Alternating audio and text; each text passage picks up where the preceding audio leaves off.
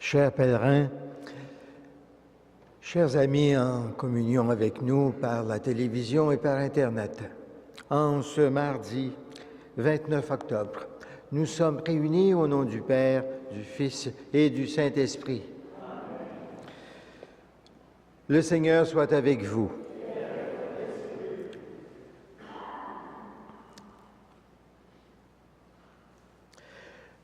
La messe d'aujourd'hui est célébrée aux intentions de Madame Sylvie Ouellette, recommandée par Madame Réa Ouellette. Au début de cette célébration, nous faisons appel à la miséricorde du Seigneur, qu'il entende notre prière et pardonne nos péchés. Seigneur Jésus, envoyé par le Père pour guérir et sauver l'humanité, prends pitié de nous. Ô Christ, venu dans le monde, appeler tous les pécheurs, prends pitié de nous.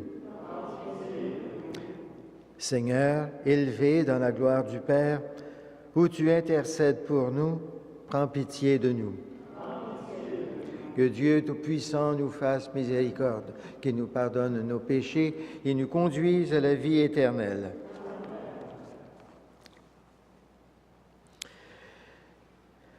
Prions le Seigneur. Assiste tes enfants, Seigneur, et montre à ceux et celles qui t'implorent ton inépuisable bonté. C'est leur fierté de t'avoir pour Créateur et Providence. Restaure pour eux ta création et l'ayant renouvelée, protège-la. Par Jésus-Christ, ton Fils, notre Seigneur, notre Dieu, qui vit et règne avec toi, en l'unité de l'Esprit Saint, pour les siècles des siècles.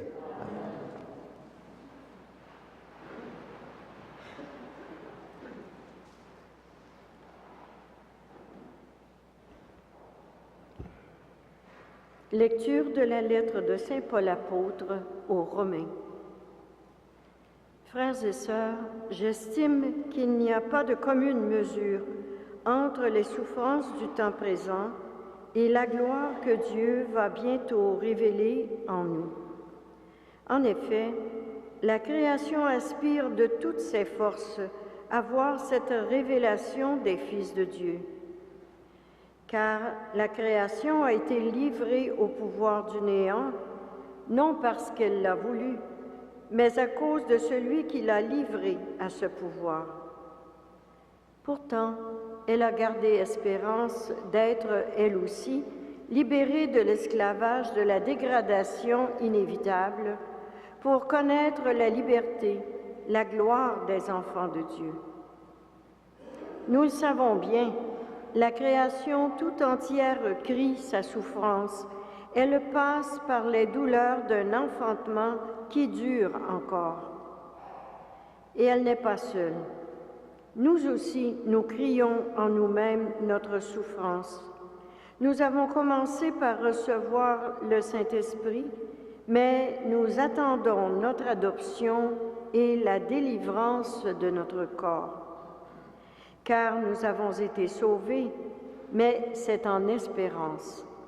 Voir ce qu'on espère, ce n'est plus espérer. Ce que l'on voit, comment peut-on encore l'espérer? Mais nous qui espérons ce que nous ne voyons pas, nous l'attendons avec persévérance. Parole du Seigneur.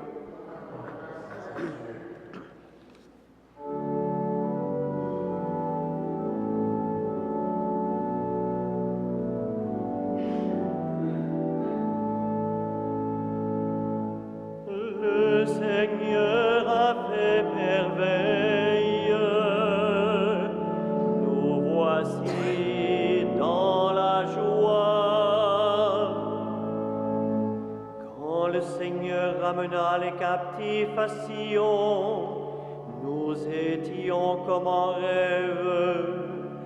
Alors notre bouche était pleine de rire, nous poussions des cris de joie. Le Seigneur a fait merveille.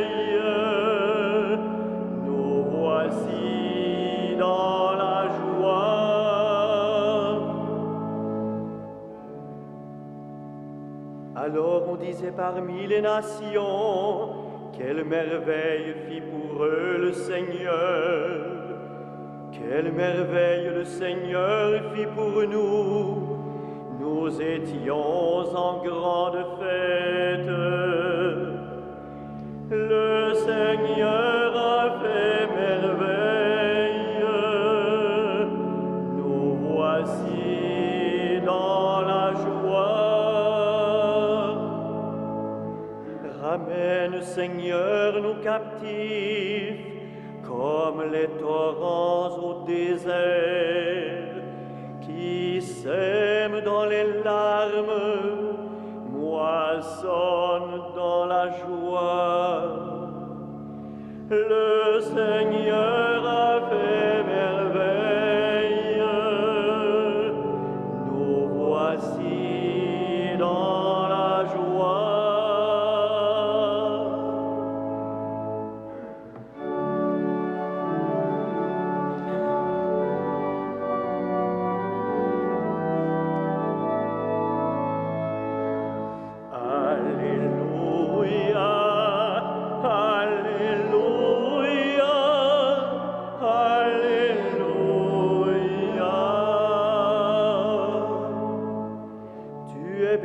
Notre Père, Seigneur de l'univers, toi qui révèles aux petits les mystères du royaume. Alléluia, Alléluia, Alléluia.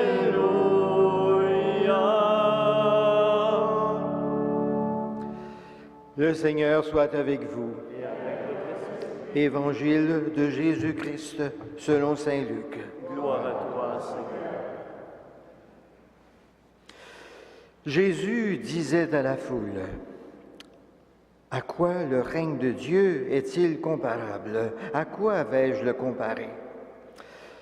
Il est comparable à une graine de moutarde qu'un homme a jetée dans son jardin. Elle a poussé, elle est devenue un arbre. Et les oiseaux du ciel ont fait leur nid dans ses branches. » Il dit encore, « À quoi vais-je comparer le règne de Dieu? Il est comparable à du levain qu'une femme enfouit dans 3 grandes mesures de farine, jusqu'à ce que toute la pâte est levée. » Acclamons la parole de Dieu. Louange à toi, Seigneur Jésus.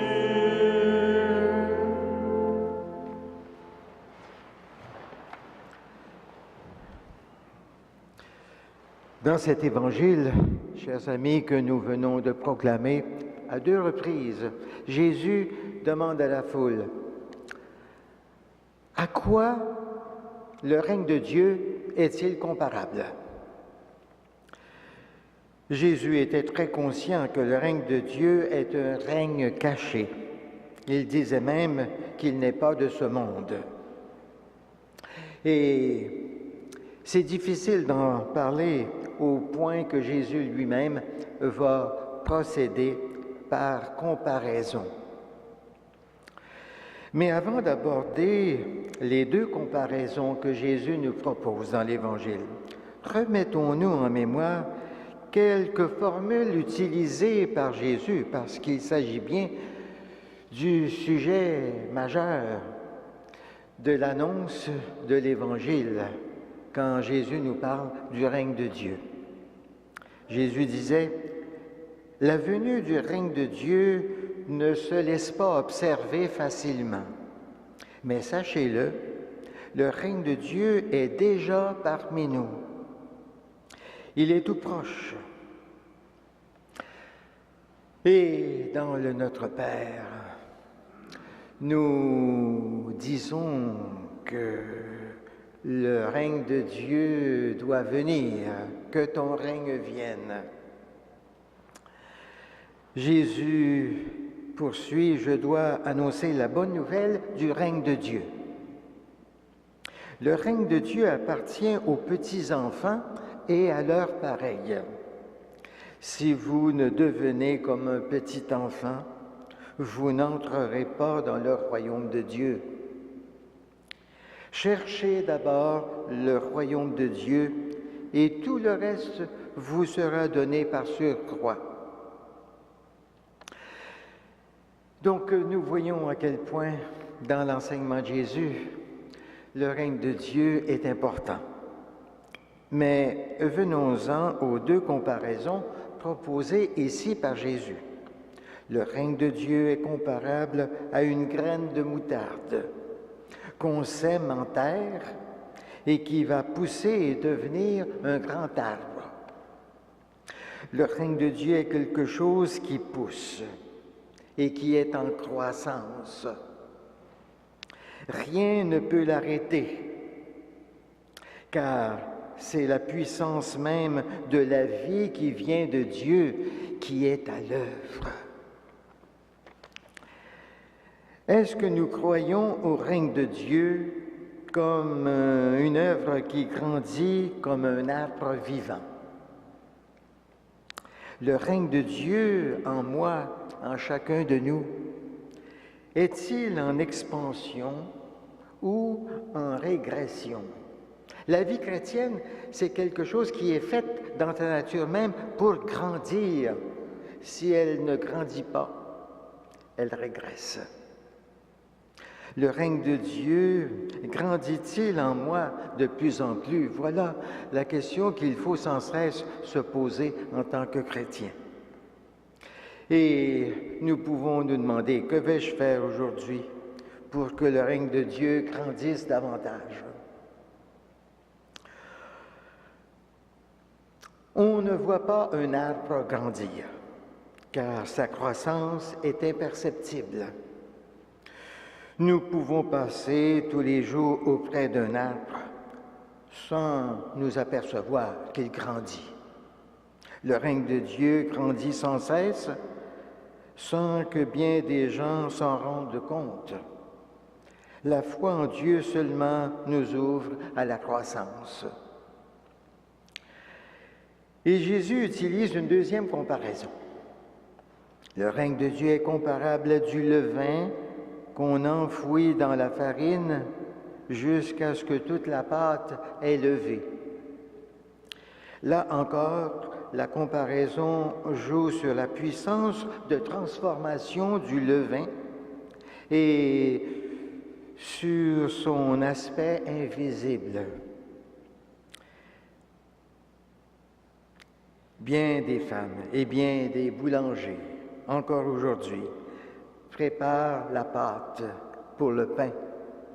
Ils préparent la pâte la veille en y mettant une pincée de levain et pendant la nuit, la pâte lève et se trouve prête au matin pour être mise au four et devenir du bon pain.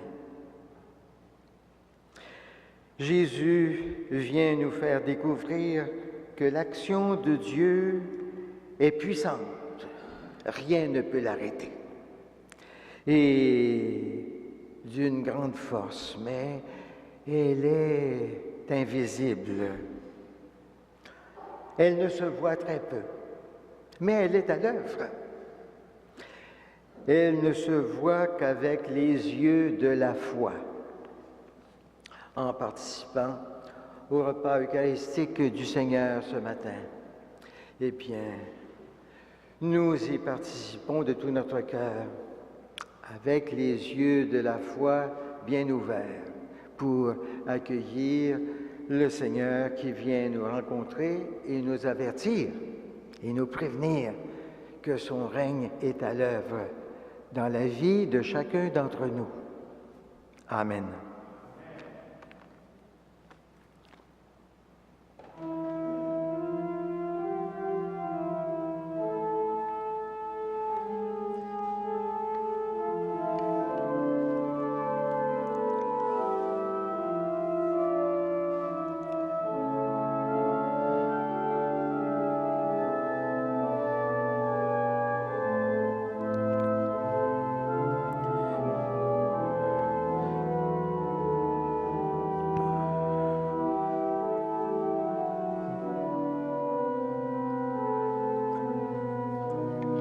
béni, Dieu de l'univers, toi qui nous donnes ce pain, fruit de la terre et du travail de nos mains, nous te le présentons.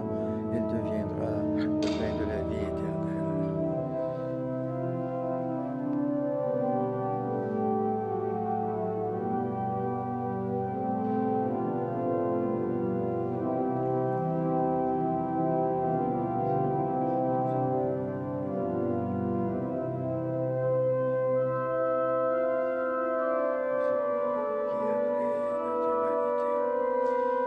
Tu es béni, Dieu de l'univers, toi qui nous donnes ce vin, fruit de la vigne et du travail de nos mains, nous te le présentons.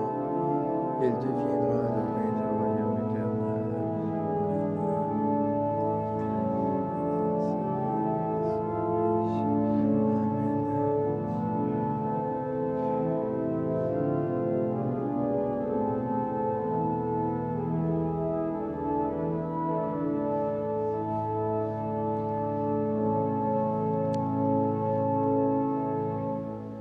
Prions ensemble au moment d'offrir le sacrifice de toute l'Église.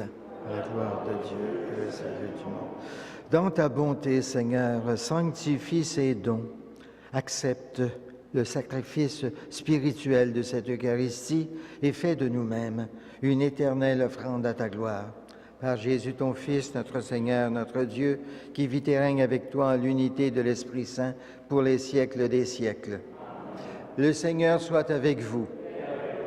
Élevons notre cœur. Rendons grâce au Seigneur notre Dieu.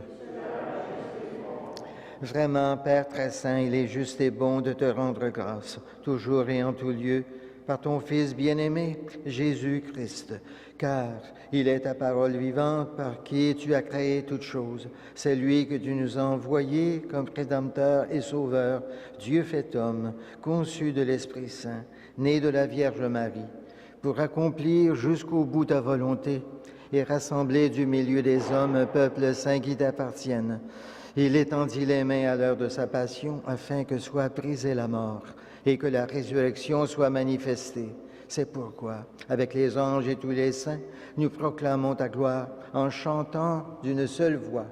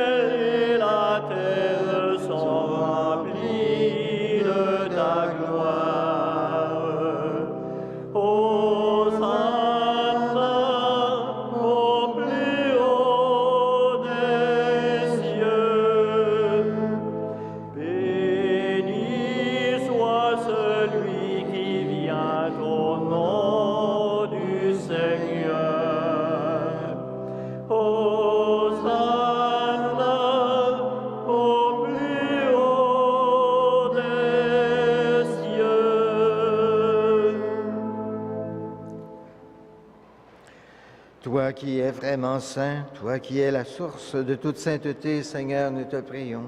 Sanctifie ces offrandes en répandant sur elles ton esprit, qu'elles deviennent pour nous le corps et le sang de Jésus, le Christ, notre Seigneur. Au moment d'être livré et d'entrer librement dans sa passion, il prit le pain. Il rendit grâce et le rompit et le donna à ses disciples en disant, « Prenez et mangez-en tous. Ceci est mon corps, livré pour vous. »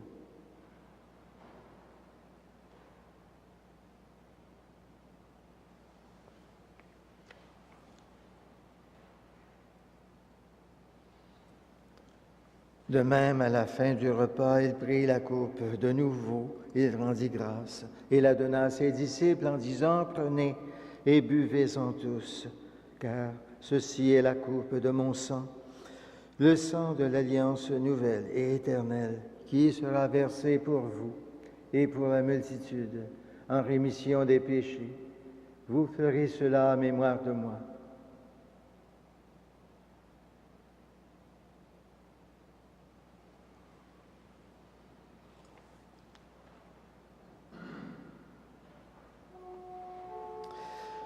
Il est grand le mystère de la foi. Nous proclamons ta mort, Seigneur Jésus. Nous célébrons ta résurrection. Nous attendons ta venue dans la gloire.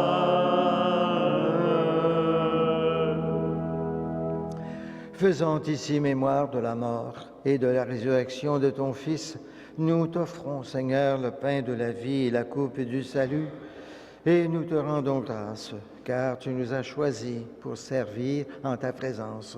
Humblement, nous te demandons qu'en ayant part au corps et au sang du Christ, nous soyons rassemblés par l'Esprit Saint en un seul corps. Souviens-toi, Seigneur, de ton Église répandue à travers le monde. Fais-la grandir dans ta charité avec notre pape François, notre évêque Christian et tous ceux qui ont la charge de ton peuple. Souviens-toi aussi de nos frères et sœurs qui se sont endormis dans l'espérance de la résurrection et de tous les hommes qui ont quitté cette vie. Reçois-les dans ta lumière auprès de toi. Sur nous tous, enfin, nous implorons ta bonté. Permets qu'avec la Vierge Marie, la bienheureuse Mère de Dieu, avec Saint Joseph, son époux, avec les apôtres, saints frères André et les saints de tous les temps qui ont vécu dans ton amitié, nous ayons part à la vie éternelle et que nous chantions ta louange par Jésus-Christ, ton Fils bien-aimé. Par lui, avec lui et en lui. À toi, Dieu le Père Tout-Puissant, dans l'unité du Saint-Esprit, tout honneur et toute gloire, pour les siècles des siècles. Amen. Unis dans le même esprit, nous pouvons dire avec confiance la prière que Jésus lui-même nous a enseignée. Notre Père, qui es aux cieux, que ton nom soit sanctifié, que ton règne vienne, que ta volonté soit faite sur la terre comme au ciel. Donne-nous aujourd'hui notre pain de ce jour. Pardonne-nous nos offenses, comme nous pardonnons aussi à ceux qui nous ont offensés. Et ne nous soumets pas à la tentation, mais délivre-nous du mal. Délivre-nous de tout mal, Seigneur, et donne la paix à notre temps par ta miséricorde. Libère-nous du péché. Rassure-nous devant les épreuves en cette vie, où nous espérons le bonheur que tu promets et l'avènement de Jésus-Christ, notre Sauveur. Car c'est à toi qu'appartiennent le règne, la puissance et la gloire pour les siècles des siècles. Seigneur Jésus-Christ, tu as dit à tes apôtres, « Je vous laisse la paix, je vous donne ma paix. Ne regarde pas nos péchés, mais la foi de ton Église. Pour que ta volonté s'accomplisse, donne-lui toujours cette paix et conduis-la vers l'unité parfaite, toi qui règnes pour les siècles des siècles. Que la paix du Seigneur soit toujours avec vous.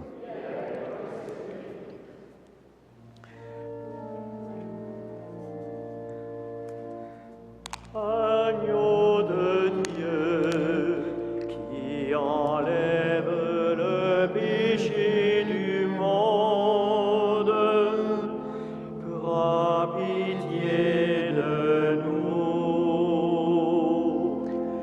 Agneau de Dieu, qui enlève le péché du monde, donne-nous la paix.